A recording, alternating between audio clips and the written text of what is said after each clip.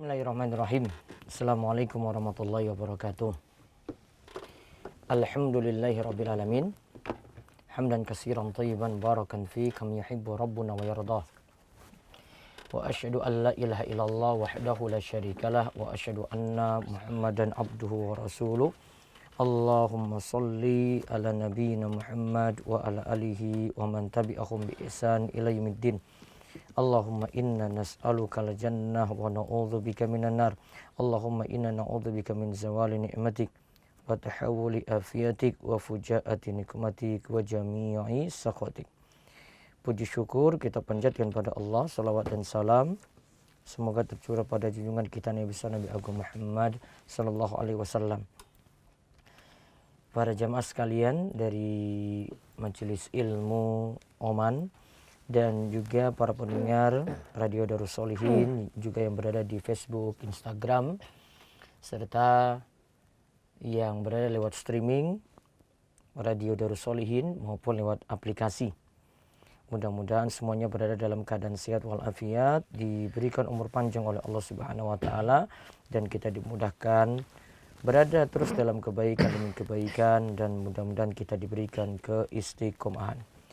Baik, untuk kesempatan 1 jam mendatang sampai nanti juga termasuk tanya jawab, kita nantinya melihat pembahasan dari kitab Bulughul Maram karya Imam Ibnu Hajar Al-Asqalani, di mana ini akan jadi kajian rutin setiap pekan ke-2 dan pekan ke-4 di Rabu siang, sedangkan pekan 1 dan pekan ke-3 nantinya bagi para pendengar yang ada di Radio Darus Sholihin bisa mendengar langsung pelajaran tentang Firqatun Najiyah. Baik, untuk kali ini kita melanjutkan pembahasan bab syurutus shalah, tentang syarat-syarat sholat. Karena kemarin terakhir kita telah bahas tentang waktu-waktu sholat, lalu juga tentang masalah azan.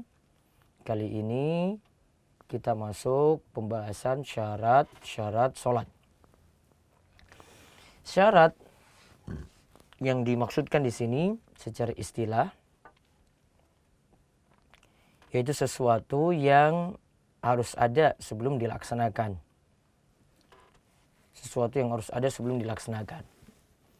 Jika sesuatu ini tidak ada, maka kalau ini syarat sholat berarti sholat tersebut tidak ada. Ya, jika sesuatu ini tidak ada maka sholat itu tidak ada. Namun jika sesuatu itu ada, belum tentu sholat itu ada. Ya, belum tentu sholat itu ada. Contoh di sini kami sebutkan tentang pembahasan, contoh kami ambil wudu. Ya, kita ambil wudu. Kalau syarat sholat itu wudu itu ada, maka sholat itu ada. Wudu tidak ada, maka sholat tidak ada. Artinya sholat tidak sah. Dan ini belum tentu. Kalau wudu itu ada, belum tentu untuk mengerjakan sholat. Ya, kalau wudu itu ada, belum tentu untuk mengerjakan sholat. Maka seperti itu yang kita pahami tentang masalah syarat. Berarti kalau syarat sholat nanti kita akan pelajari beberapa dan nanti akan lebih paham karena di sini langsung kita melihat dari dalil-dalil. Kita akan mulai terlebih dahulu syarat sholat harus ketika itu dalam keadaan bersuci. Ya, syarat sholat itu harus dalam keadaan bersuci. Kita langsung lihat 2 hadis. Bisa dibaca. Diriwayatkan dari Ali bin Thalq radhiyallahu anhu, ia berkata bahwa Rasulullah shallallahu alaihi wasallam bersabda, "Jika salah seorang di antara kalian kentut ketika sholat, maka hendaklah ia membatalkan sholatnya, lalu mengambil wudhu dan mengulangi lagi sholatnya." Hadis riwayat 5 imam dan disahihkan oleh Ibnu Hibban. Nah, terus hadis berikutnya lagi 204. Diriwayatkan dari Aisyah radhiyallahu anha dari Nabi Shallallahu alaihi wasallam, beliau bersabda, Allah tidak menerima solat wanita yang sudah haid, sudah balik kecuali dengan memakai khimar atau kerudung. Hadis riwayat 5 imam kecuali An-Nasai dan disahihkan oleh Ibnu Khuzaimah. Taib. Kita lihat hadis 203 dan 204. Yang pertama dari Ali bin Talak radhiyallahu taala anhu, ia berkata bahwasanya Rasulullah SAW bersabda, "Idza fassa ahadukum fis shalah falyansarif wal yatawadda wal yu'idis shalah." Kata Nabi SAW, jika salah seorang di antara kalian itu kentut ketika sholat, maka hendaklah ia berpaling. Yaitu hendaklah dia batalkan sholat. Kemudian wal yatawadda, lalu dia ulangi lagi wudunya. Wal yu'idis shalah. Lantas dia mengulangi sholatnya. Dikeluarkan oleh yang 5. Hadis ini disahihkan oleh Imam Ibnu Hibban. Hadis ini disahihkan oleh Imam Ibnu Hibban. Nah, kalau kita lihat di sini, dan saya tambah lagi dengan satu hadis di bawahnya dari Aisyah radhiyallahu taala anha, bahwasanya Nabi SAW itu katakan, la yaqbalullahu salata haidin illa bikhimar. Allah tidaklah menerima salat seseorang yang haid di antara kalian kecuali ketika ia memakai penutup kepala. Hadis ini dikeluarkan oleh yang 5 kecuali An-Nasai dan disahihkan oleh Imam Ibnu Khuzaimah. Ada situ catatan kaki 203, ada catatan kaki? Dibaca.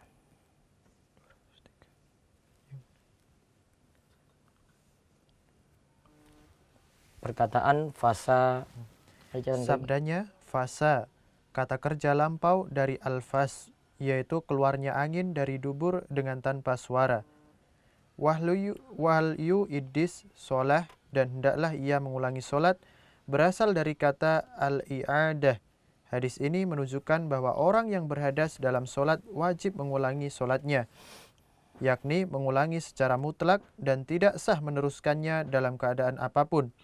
Ini bertentangan dengan dalil yang ditunjukkan oleh hadis Aisyah yang telah dikemukakan dalam bab wudu, bahwa orang yang berhadas dalam solat itu berwudu lalu meneruskan solatnya selama ia tidak berbicara pada saat itu. Ini adalah hadis dhaif yang tidak bisa menandingi hadis bab ini. Jadi yang rajih ialah mengulangi secara mutlak. Taib.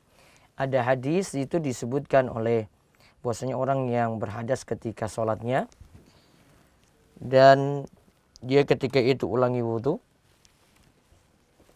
dan dia cuma melanjutkan sholatnya saja. Kata pentahqiq yaitu Syekh Safiur Rahman Al-Mubarakfur, dia katakan hadis tersebut hadis yang dhaif. Yang benar kalau orang itu kentut, maka disuruh ulangi sholatnya itu dari awal. Lalu lagi catatan 204.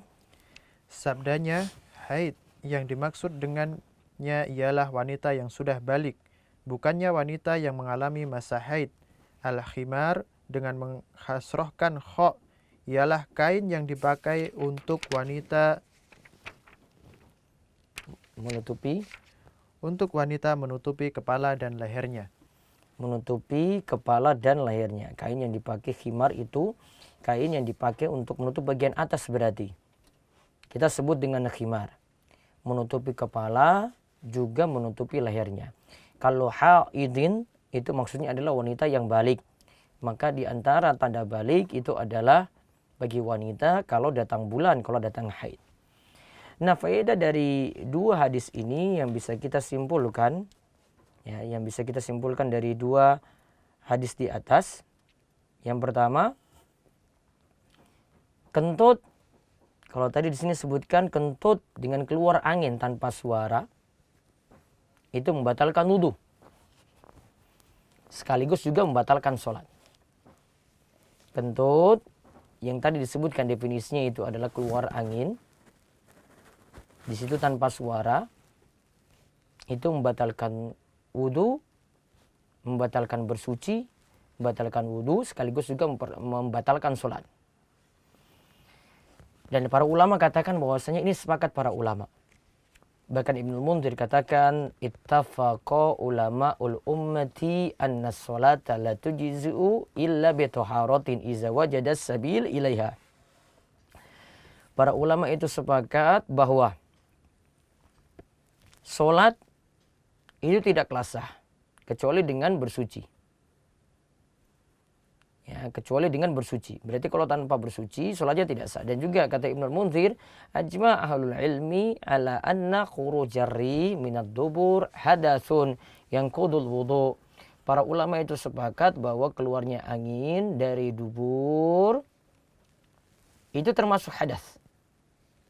Dan itu membatalkan wudu. Ya, dan itu membatalkan wudu.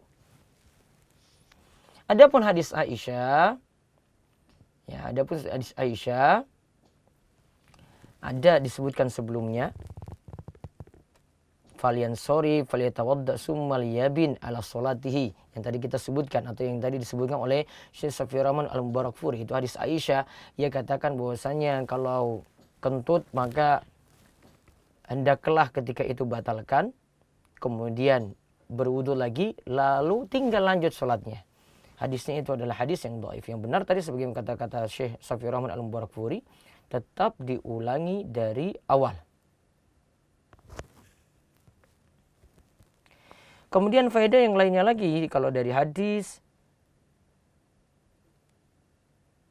kalau dari hadis 204, kalau tadi kentut itu membatalkan wudu, berarti dipersyaratkan ketika sholat itu harus suci. Dan ketika itu kalau ada kentut, berarti harus mengulangi wudunya lagi. Sedangkan hadis dari Aisyah tentang Allah tidaklah menerima sholat wanita yang haid sampai dia itu menutup illa bikhimar, sampai dia itu menutup kepalanya dengan khimar. Maka faedah yang bisa kita ambil dari hadis ini, yang pertama, kalau dikatakan la yaqbalullah, berarti Allah tidak terima. Allah tidak terima sholatnya. Itu sholat siapa? Sholat wanita haid. Berarti sholat wanita yang sudah dewasa. Kecuali ketika itu dia menutup kepalanya. Maka ini jadi dalil, satu, bahwa anak perempuan itu dikatakan balik ketika dapati haid dan wajib baginya menutup kepala dalam sholat.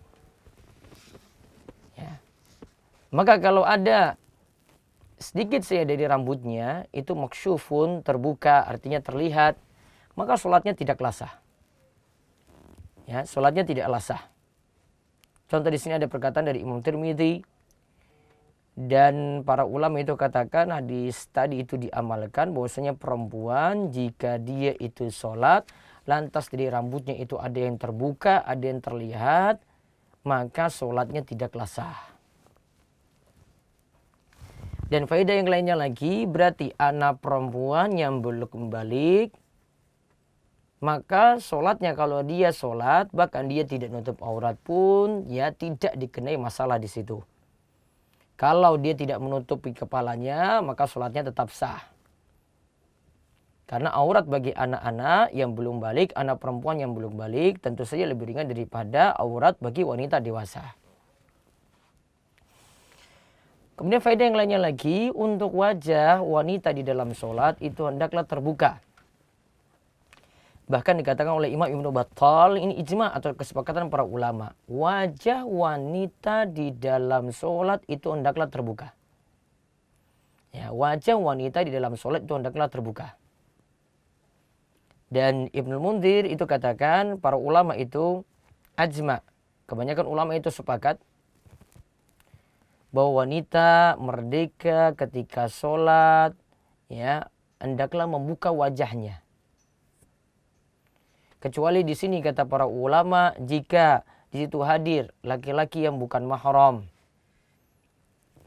Laki-laki yang bukan mahram, seperti iparnya. Seperti iparnya atau sepupunya, maka wajib menutup wajah tadi. Wajib menutup wajah tadi menurut pendapat yang rajih di antara pendapat para ulama. Karena itu dikatakan sebagai aurat dalam masalah melihat. Dan menutupnya ini lebih juga menutup pintu fitnah. Dan lebih menyelamatkan agama dan juga demi kemaslahatan. Ya, jadi wanita itu kalau wajah dalam sholat itu dibuka kecuali ada laki-laki asing di situ. Nah, itu tadi yang saya nukil, ini pendapat dari ulama yang menganggap wajah itu wajib ditutup. Maka kalau wajib ditutup, maka kalau dalam sholat itu dibuka. Namun kalau ada laki-laki asing, laki-laki yang bukan mahram, maka ketika itu ditutup. Adapun telapak tangan ingat, yang dimaksudkan telapak tangan itu batasannya sampai di pergelangan tangan. Maka menurut jumhur ulama Hanafiyah, Malikiyah, Syafi'iyah, Hanabilah, ulama Hambali dalam salah satu riwayatnya menyatakan bahwasanya boleh wanita membuka kedua telapak tangannya di dalam sholat. Ingat, ini pendapat jumhur ya, jumhur ulama Hanafiyah, Malikiyah, Syafi'iyah, dan salah satu pendapat dari Hambali, boleh bagi wanita membuka telapak tangannya ketika dia melaksanakan sholat.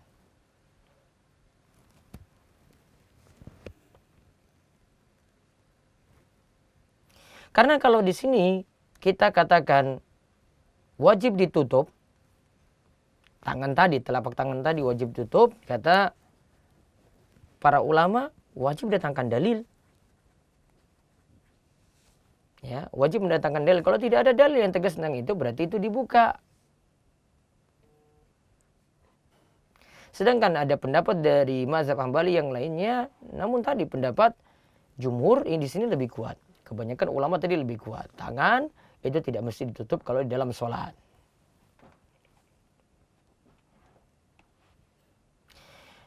Nah, di sini nanti ada perselisihan pendapat gimana kalau ada laki-laki yang bukan mahram di situ, apakah dia wajib menutup tangannya, wanita tadi. Yang jelas kalau dia sholat sendiri, tidak ada yang melihat, ya atau di situ ada mahram atau para wanita saja, maka tidak masalah. Yang jadi perbedaan nantinya ketika ada mahram di situ. Maaf, ada yang bukan mahram di situ. Apakah boleh menampakkan tangannya ataukah tidak? Adapun telapak kaki menurut jumhur dari ulama Syafi'iyah, Hambali dan Malikiyah, telapak kaki itu adalah aurat. Maka tidak boleh dibuka. Dan biasa jadi kesalahan ibu-ibu adalah tidak memperhatikan kaki di dalam sholat. Ada yang cuma mencukupkan dengan kaos kaki saja, sedangkan gamisnya, rok bagian bawah itu ngatung di atas mata kaki. Ini tidak tepat. Walaupun di situ pakai kaos kaki, harusnya dia turunkan rok sampai menutupi kakinya, atau dia memakai rukuh atau mukena tambahan untuk bagian bawahnya lagi, atau pakai sarung. Kalau seperti itu baru aman. Dan dalil kenapa sini kaki itu mesti ditutup, karena Nabi SAW perintahkan untuk ditutup seperti dalam hadis Ummu Salamah. Karena dir'us sabiqan, jika pakaiannya itu lebar, yukti zuhura qadamaiha, ketika itu menutup punggung telapak kakinya, maka punggung telapak kaki itu wajib ditutup. Kalau adanya kaos kaki, punggung itu masih kelihatan walaupun cuma ditutup oleh ya kain dari kaos kaki tadi, itu nggak dianggap. Maka kesalahan ibu-ibu ketika sholat adalah tidak menutupi kakinya sampai di bawah. Makanya kalau memang tidak menutupi sampai kaki untuk bajunya Bu, maka baiknya tambah dengan kain atau ruku atau mukena tambahan untuk bagian bawahnya. Nah, itu kaitannya dengan hadis nomor 204. Nah, kemudian hadis 205 206. Baca lagi. Diriwayatkan dari Jabir radhiyallahu anhu bahwa Nabi Shallallahu alaihi wasallam bersabda kepadanya, "Jika kain itu lebar, maka lilitkan kain tersebut ke tubuhmu, yakni ketika hendak sholat." Dan diriwayatkan oleh Muslim dengan lafaz, "Silangkan kedua ujung kain tersebut, dan jika kain itu sempit, maka bersarunglah dengan kain itu." Dalam riwayat Al-Bukhari dan Muslim disebutkan, "Janganlah salah seorang di antara kalian sholat dengan sehelai kain sementara pundaknya terbuka." Terus yang di bawahnya lagi. Diriwayatkan dari Ummu Salamah radhiyallahu anha. Tadi dari Abu Hurairah sampun. Janganlah salah seorang di antara kalian sholat dengan satu kain, sedangkan di pundaknya itu dalam keadaan terbuka. Kalau hadis dari Jabir tadi, coba dari Jabir dibacakan ulang, dari Jabir radhiyallahu anhu. Dari Jabir radhiyallahu anhu bahwa Nabi Shallallahu alaihi wasallam bersabda kepadanya, "Jika kain itu lebar, maka lilitkan kain tersebut ke tubuhmu, yakni ketika hendak sholat." Lilitkan kain di tubuhmu ketika sholat. Terus dalam riwayat Muslim, Dan diriwayatkan oleh Muslim dalam riwayat Muslim dengan lafaz, "Silangkan kedua ujung kain tersebut, dan jika kain itu sempit, maka bersarunglah dengan kain itu." baik. Maka di sini pembahasannya bolehnya sholat dengan satu kain. Dan bagaimana caranya untuk sholat dengan satu kain ini? Intinya di sini faedah yang bisa kita ambil. Satu, jika kain itu lebar, hendaklah jika kainnya itu panjang, ya, lebar, luas, maka hendaklah orang yang sholat itu menutup pundaknya. Ya, hendaklah menutup pundaknya. Dan dia tutupi sampai bawah. Ya, dia tutupi sampai di bawah lututnya. Namun kalau kainnya itu sempit, tidak bisa mencukupi menutup seluruh badan, ya, tidak bisa mencukupi untuk menutupi seluruh badan, maka hendaklah menutupi aurat yang wajib. Aurat yang wajib itu antara pusar dan lutut. Dan inilah yang jadi dalil bolehnya sholat dengan satu kain. Jadi saya ulang. Jadi kalau kainnya itu lebar, maka tutupi dari pundak sampai bawah, sampai di bawah lutut. Namun kalau kainnya itu sempit, cuma cukup untuk menutupi badan saja, maka kita targetkan untuk menutupi aurat yang wajib. Kalau laki-laki berarti aurat yang wajib itu antara pusar dan lutut. Berarti itu yang wajib ditutup. Sebagaimana kata Imam Ibn Rushd, ittafaqu ala annahu yujzi'u rajul minal libas fi sholati sobil wahid. Para ulama itu sepakat sahnya seseorang itu sholat dengan memakai satu lembar kain saja. Berarti nanti dia cuma tutupi yang sekadar yang wajibnya. Namun kalau dia punya kain di situ lebih lebar, artinya ada kain bisa nutupi atas, nutupi bawah, maka dia tutupi dari pundak sampai lutut. Kemudian faedah yang lainnya lagi, hadis ini menunjukkan wajib menutup aurat dalam sholat. Karena kalau ada satu kain pun di situ disuruh tutup aurat yang wajib tadi. Ya, disuruh tutup aurat yang wajib tadi. Berarti kita cuma jadikan dalam bentuk sarung saja. Namun kalau punya pakaian yang banyak, artinya yang lebih luas, ada atas dan bawah, maka tutupi sampai pundaknya. Nah sekarang, apa hukum menutupi pundak di sini? Ada pendapat yang katakan wajib menutupi pundak dalam sholat. Ya, tutupi pundak itu hukumnya wajib. Jika dia itu mampu. Ini pendapat Imam Ahmad, Ibnul Munzir, dan sekelompok ulama salaf. Dan juga ini yang dipilih juga oleh Imam Bukhari, dan juga pilihan dari Syekhul Islam Ibnu Taimiyah dan Syekh Abdul Aziz bin Baz. Dan mereka berdalil dengan hadis Abu Hurairah ini. Ya. Pokoknya wajib nutup pundak jika mampu. Adapun pendapat yang kedua katakan nutup pundak tidak wajib dalam sholat. Namun hukumnya adalah sunnah. Dan wajib yang ditutup cuma aurat saja, yaitu antara pusar dan lutut. Inilah pendapat dari Malik, Syafi'i, dan Ashabul Ra'yi. Dan juga dikuatkan oleh Imam Nawawi. Dan inilah jadi pendapat jumhur ulama, kebanyakan ulama. Mereka berdalil dengan nas, dalil, dan juga dengan qiyas. Adapun dalil, yaitu di situ diriwayatkan dari Muhammad bin Al-Mukandar, dia lihat Jabir bin Abdullah sholat dengan satu kain saja. Dan ia katakan, aku melihat Nabi SAW sholat cuma dengan satu kain seperti ini. Dan juga ada riwayat dari Abu Hurairah, ia katakan bahwasanya ada seorang yang berdiri menghadap Nabi SAW, lantas ditanya tentang sholat dengan satu kain. Kemudian Nabi SAW itu katakan, kulukum yajidu saubain. Awa kulukum yajidu saubain. Bukankah kalian itu mendapati dua kain? Dan semuanya di sini menunjukkan boleh di situ sholat dengan satu kain. Berarti pundak tidak tertutup kala itu. Ya, pundak tidak tertutup. Dan di sini jadikan dalil sebagai hukum sunnah. Adapun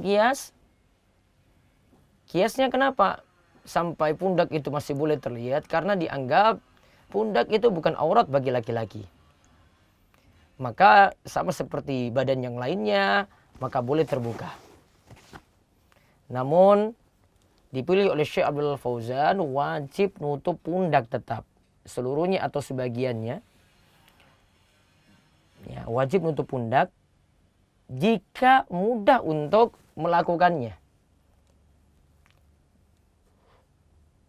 Karena kalau kita lihat dari larangan-larangan yang ada, sholat dengan membuka pundak tadi, ya, sholat dengan membuka pundak tadi itu dalil haram. Ya, berarti tidak boleh pundak itu dibuka kecuali memang dalam keadaan dia cuma punya beberapa kain saja yang cuma nutupi aurat yang wajib. Maka haram membuka pundak ketika sholat. Dan di sini kita juga bawa sebagai bentuk adab dan berpakaian dengan menutupi pundak itu lebih baik. Ya, menutupi pundak itu lebih baik. Dan ini yang jadi pendapat yang bagus sekali. Ya, adapun tadi untuk pundak tadi yang sebagian pendapat yang menyatakan itu masih dibuka, ini untuk orang-orang yang kita katakan mereka tidak mampu untuk menutupi seluruhnya. Atau barangkali ya itu turun sebelum larangan. Ya, cuma membuka pundak saja sampai ada larangan, ya ketika itu baru mereka nutup pundaknya. Namun sebelumnya mereka tetap ya membuka pundak. Lalu bagaimana kalau ada yang mengatakan bahwasanya pundak itu bukan aurat?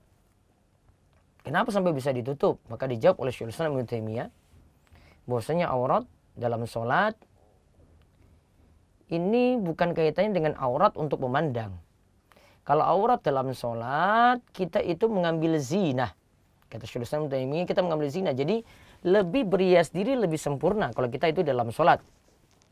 Karena kita sedang berhadapan dengan Allah Subhanahu wa Ta'ala.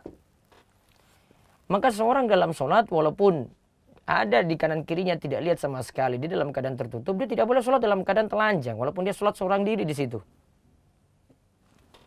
Maka untuk pakaian yang kita pakai dalam sholat tentunya harus lebih sempurna daripada yang di luar sholat. Ya. Maka kita nutup pundak di dalam sholat, ya bisa jadi di luar sholat tidak seperti itu. Maka dibedakan nanti antara yang mesti ditutup dalam sholat dan di luar sholat.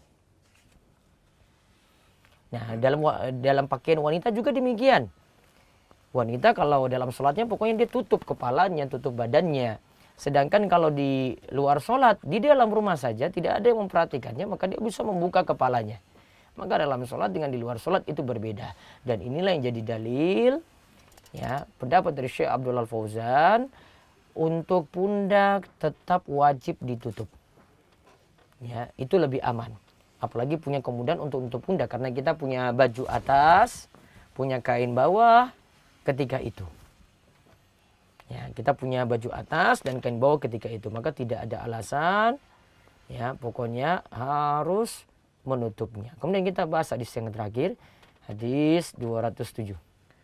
Diriwayatkan dari Ummu Salamah radhiyallahu anha bahwa ia bertanya kepada Nabi Shallallahu alaihi wasallam, bolehkah seorang wanita melaksanakan sholat hanya dengan mengenakan baju dan kerudung tanpa memakai sarung? Beliau menjawab, boleh jika bajunya panjang hingga menutup kedua telapak kaki. Hadis riwayat Abu Dawud, namun para imam hadis menghukuminya sebagai hadis mauquf.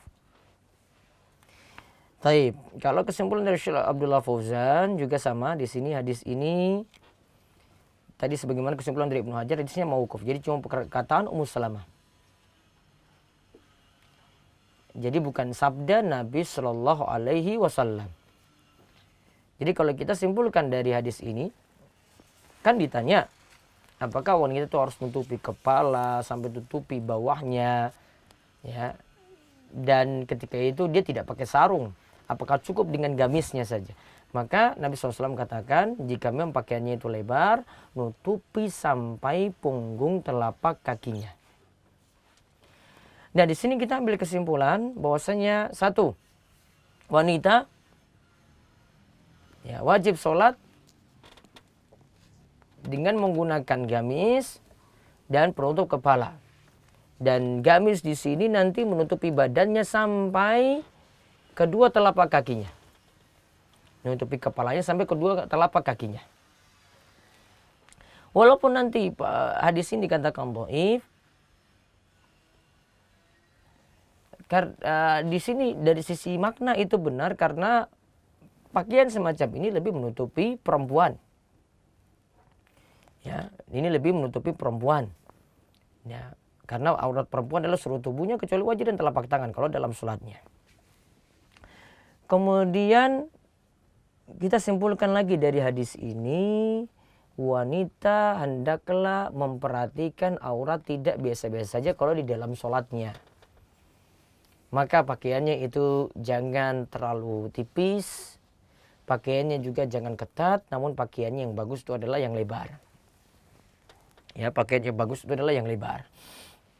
Maka kalau kita lihat dari sini, sudah diajarkan juga bagaimanakah itu wanita itu berpakaian. Maka sebisa mungkin hindari saat di luar sholat pun dihindari untuk memakai celana panjang. Kenapa demikian? Karena celana panjang itu punya sifat lebih membentuk lekuk tubuh. Maka baiknya dihindari ya di luar sholat.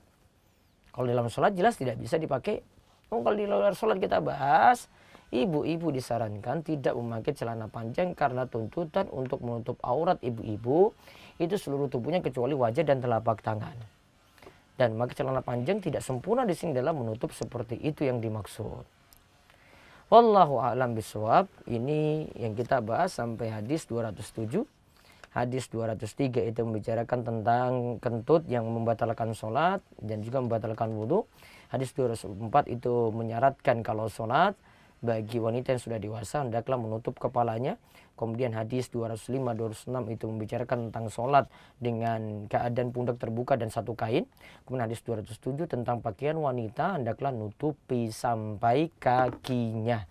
Dan kami tunggu pertanyaan, jika ada yang ingin ditanyakan bisa bagi para pendengar Radio Darus Sholihin atau yang berada di Facebook, Instagram. Bisa bertanya lewat 0812-281-85131. Adapun untuk jamaah dari Oman silahkan bisa bertanya langsung lewat Skype.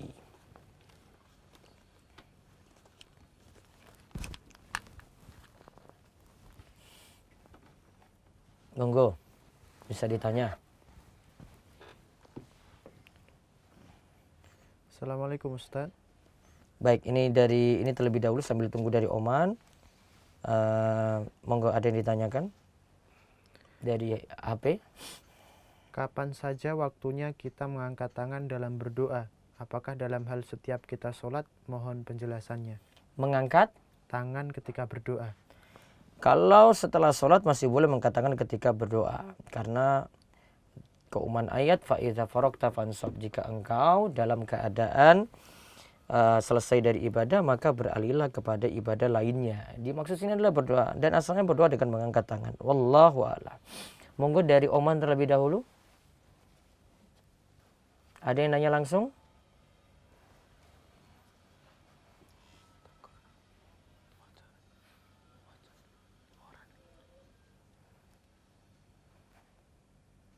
Iya. Iya, terdengar.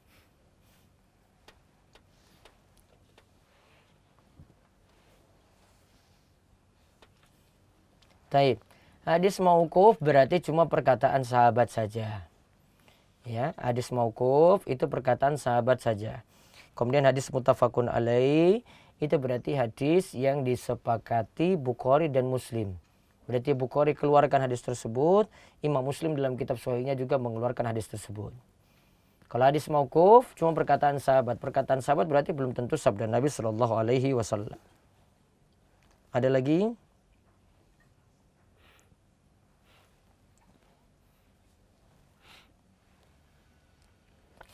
Hadis mauquf dengan asar hampir mirip. Namun kalau hadis mauquf pokoknya itu cuma perkataan sahabat. Kalau asar bisa maksudnya itu perkataan sahabat dan bisa maknanya lebih umum daripada perkataan sahabat.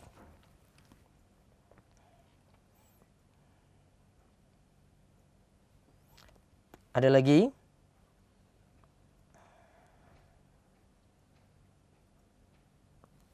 Telapak tangan, iya.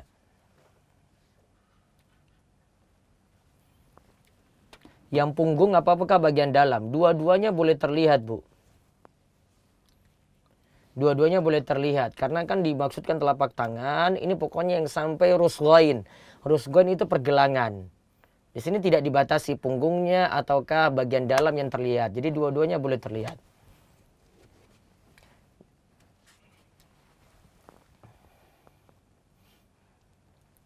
Iya, pakai gamis.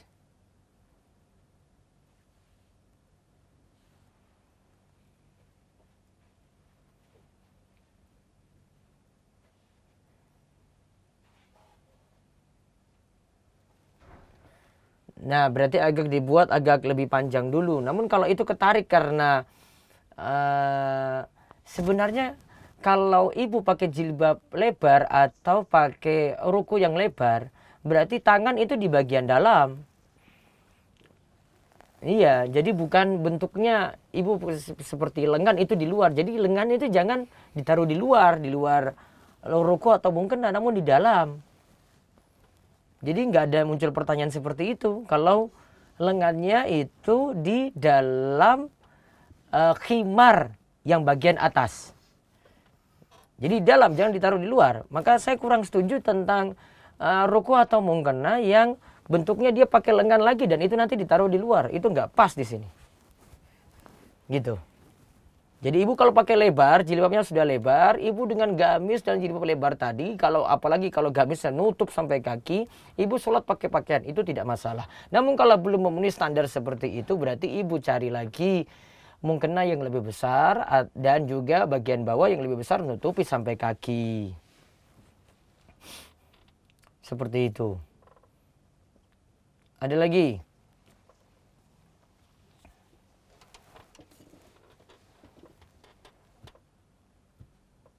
Sambil saya jawab pertanyaan lewat WA. Ustadz, saya mau bertanya. Tadi Ustadz sampaikan ketika sholat harus menutupi kaki dengan kain atau baju lebar. Kalau dengan kaos kaki masih membentuk, bagaimana ketika pakaian wanita di luar sholat? Misalnya untuk keluar rumah, apakah menggunakan kaos kaki belum sempurna? Baiknya nutupi sampai lebih bawah, itu lebih bagus. Walaupun nanti nyeret tanah. Maka pakaian wanita lebih ketat, dibuat lebih lebar seperti itu lebih bagus. Wallahu a'lam. Ada lagi ibu dari Oman?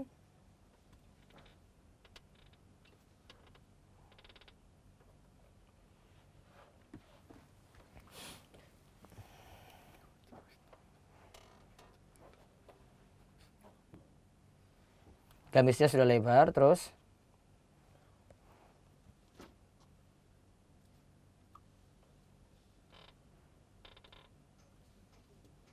Nah, tersingkap sengaja atau tidak? Oh, tidak sengaja. Ya sudah, berarti kalau tidak sengaja. Kalau sengaja sudah tahu dan sudah tahu atau dia itu sengaja, sholatnya batal berarti. Kalau pembahasan kita tadi yang wajib nutupi kaki. Gitu. Ada lagi?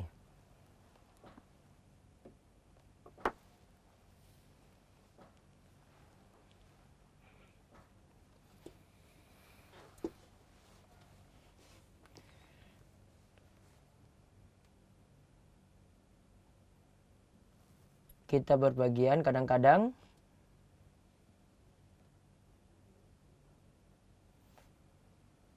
ada najis enggak?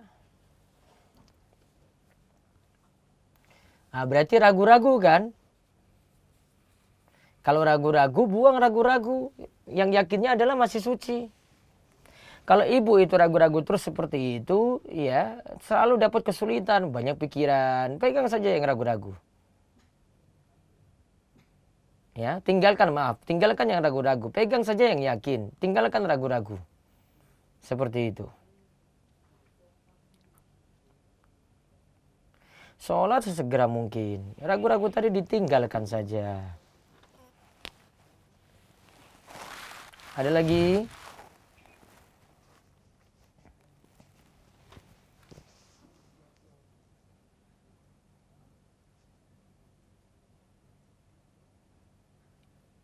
Imamnya kentut, berarti imamnya batal. Imamnya harus keluar dari situ dan nanti diganti jamaah di belakang.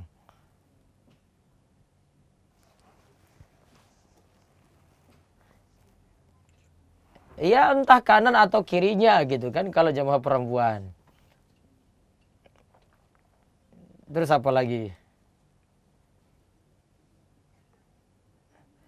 Tinggal milih saja, nggak mesti kanan atau kirinya. Boleh yang mau kanan atau kirinya nanti ubah niat gitu. Itu aja.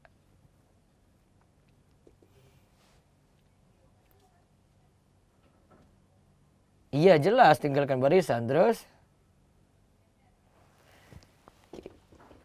cuma ganti niat aja karena nggak perlu maju mundur kan situ kalau perempuan. Dan yang kosong tadi dirapatkan. Geser aja.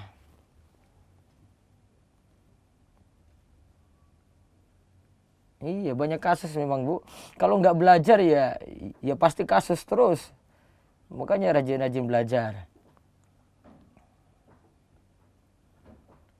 Terserah.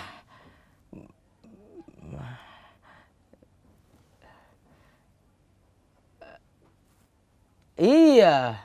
Nggak perlu diatur, nggak perlu tarik-tarik kanan kiri kan sudah sadar sendiri. Oh ini kosong kanan kiri saya. Sudah rapatkan, gitu aja kan gampang. Iya.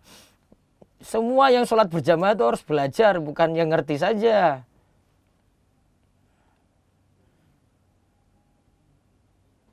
Ini baru awal-awal ini apa bahasan tentang syarat sholat ini, belum lengkap ini pembahasannya. Iya.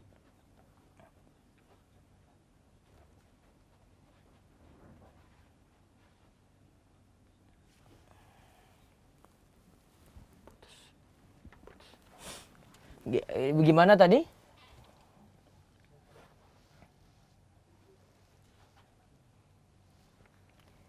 Kan boleh lewati jamaah. Apa nggak boleh?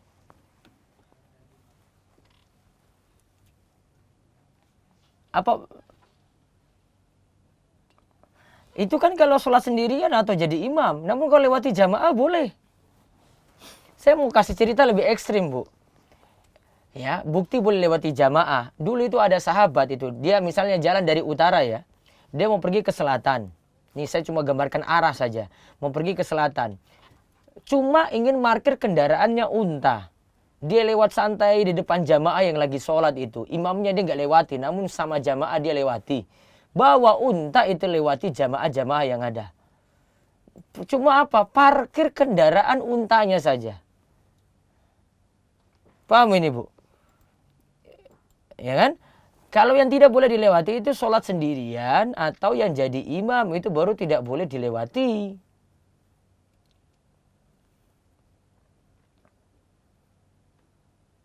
Kita belum sampai situ Bu, masih panjang pembahasannya.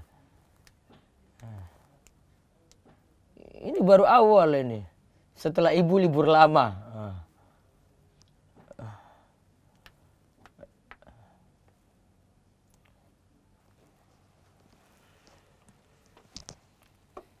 Imam yang sholat sendirian. Misalnya ada masbuk ini ya Bu. Ibu sudah selesai sholat dengan jamaah yang lain ada masbuk. Yang masbuk ini kan sudah jadi niatan sholat sendirian. Dia tidak boleh dilewati. Namun kalau lagi berjamaah semuanya boleh saja dilewati. Terus kalau nggak boleh dilewati, misalnya kalau bawa bapak dia mau ganti wudhu. Apa dia tetap disitu terus nongkrong tunggu sampai selesai gitu. Padahal dia masih bisa kejar lagi kan. Gitu. Paham ya? Ada lagi? Ini banyak yang tanya lewat Instagram tapi pertanyaannya tidak ada yang terkait materi ini. Ada yang sudah terkait materi? Ya. Bentar Bu, ini ada lewat SMS dulu, lewat WA, monggo. Assalamualaikum Ustaz. Waalaikumsalam warahmatullahi wabarakatuh.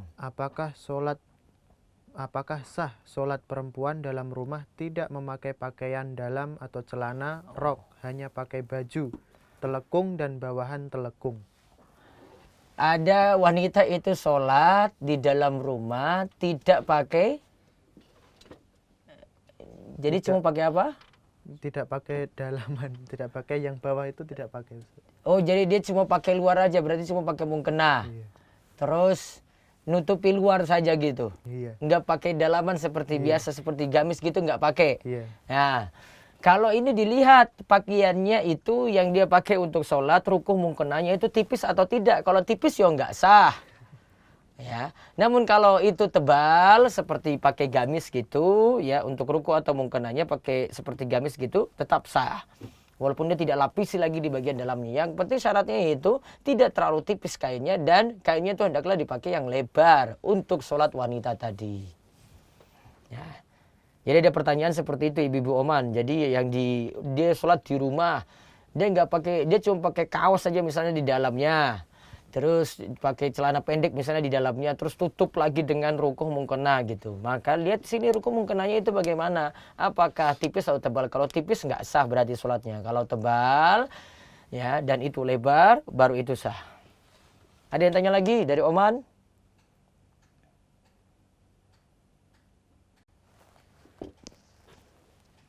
Ada lagi?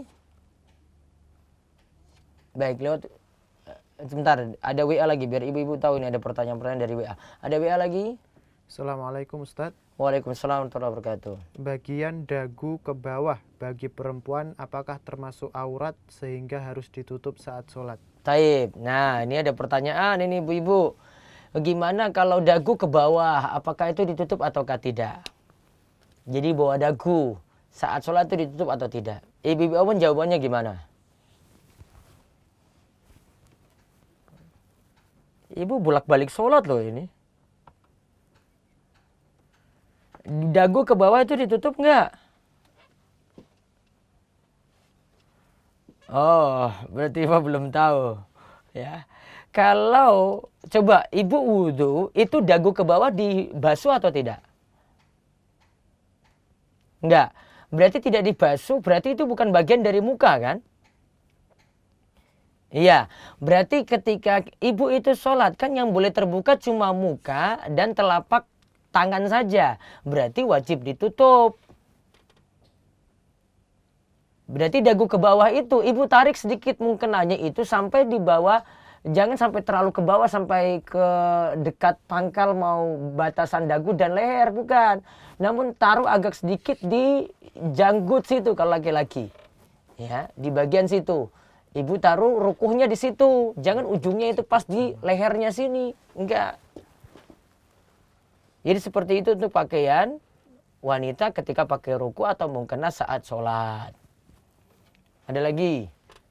Terkait dengan sholat Ustadz, bukan... Nah, coba dari Oman dulu ya. Nah, mana coba videonya? Kelihatan? Ya, di sini di bawah ini Bu, ini ditutup. Jadi rukuhnya ibu tuh sampai di sini. Ya, sampai di sini. Jangan ditaruh di sini. Ya, jangan ditaruh di sini. Ibu tarik agak keluar ke sini nih loh. Jadi nanti nutupi gini. Nah, nutupi gini.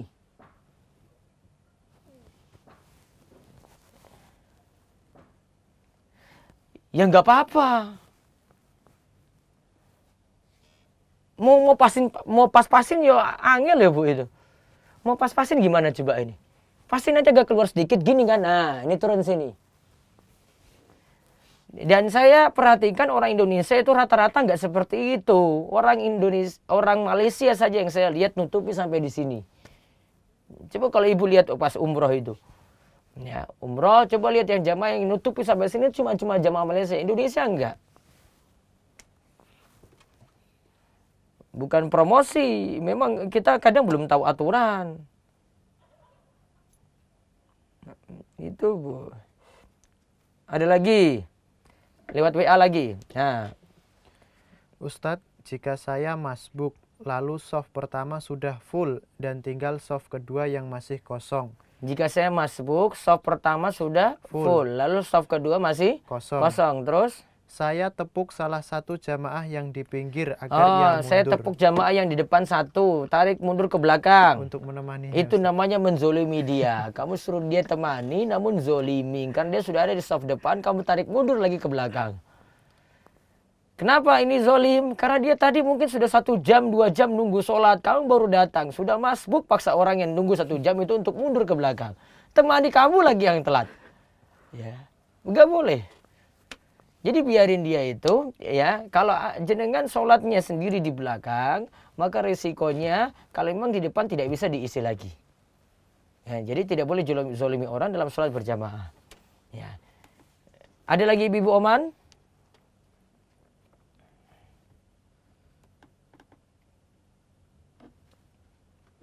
Kalau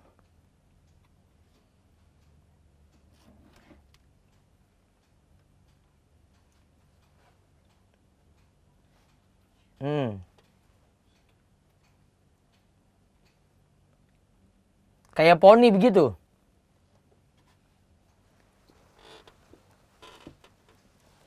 Jadi keluar-keluar rambutnya. Disuruh masuk gak bisa. Kalau pakai pakai siput nggak bisa itu. Ciput apa siput itulah.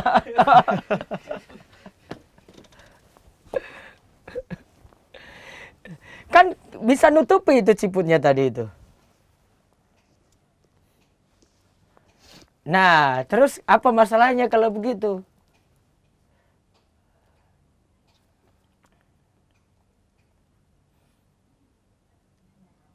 Nah, seandainya misalnya ini saya pakai petis nih Bu ya. Petis saya turun ini nutupi sampai rata alis gini, boleh nggak?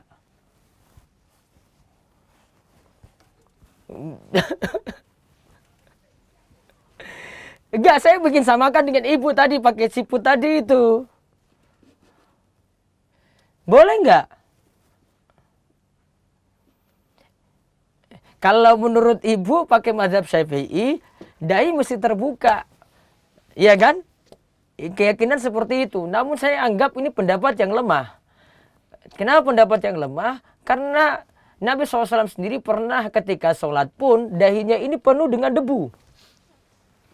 Yaitu pernah Nabi SAW itu sholat di tanah di masjid beliau itu penuh dengan lumpur. Maka ketika sujud ini nutupi ini. Jadi nggak nyentuh langsung. Ditutupi dengan tanah lumpur di dahinya. Maka syarat yang diberikan mazhab Syafi'i yang harus terbuka itu dahinya ini syarat yang tidak pas. Sehingga ibu tutupin sampai di sini misalnya biar rambut nanti nggak turun-turun gitu ya. Maka sudah bagus sekali ciputnya pakai sampai sini. Gitu. Baru paham Bu? Iya. Wajib ditutupi.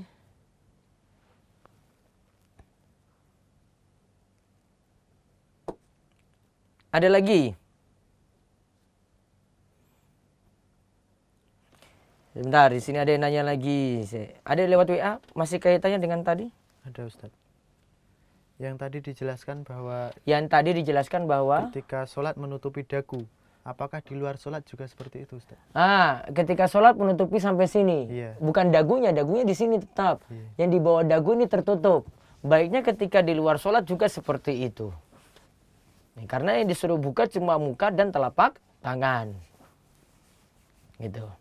Ada lagi Ibu Oman? Sudah? Ya, taib. Nggih, bentar ada lagi pertanyaan? Sudah. Bentar Bu, saya lihat di Instagram. Instagram ini. Apakah kaki wanita termasuk aurat Ustadz? Kaki tadi sudah jelaskan wajib ditutup ketika sholat.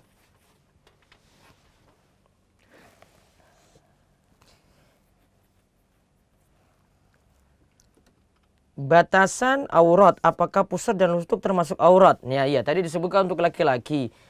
Tadi saya pakai kalimat antara pusar dan lutut. Berarti pusar tidak masuk aurat, ya, dan lutut juga tidak masuk aurat. Itu pengertian dalam mazhab Syafi'i. Assalamualaikum Ustadz, jika mukennanya bermotif apakah boleh? Nanti tunggu untuk edisi selanjutnya. Saya tidak bisa jawab untuk kali ini. Nanti ada dalil-dalilnya dulu, biar tentram dengan dalil. Kalau laki-laki, katanya kalau sholat lengan baju nggak boleh digulung. Iya, baiknya lengan baju nggak boleh digulung. Hukumnya minimal makruh untuk baju digulung untuk laki-laki dalam sholat. Kalau mukennanya selain warna putih, apakah boleh Ustadz? Dibolehkan. Ya, karena warna bebas untuk wanita dalam sholat. Hukum mengusap muka setelah sholat, tidak ada tuntunan. Jadi setelah sholat bebas, tidak mesti dengan mengusap muka.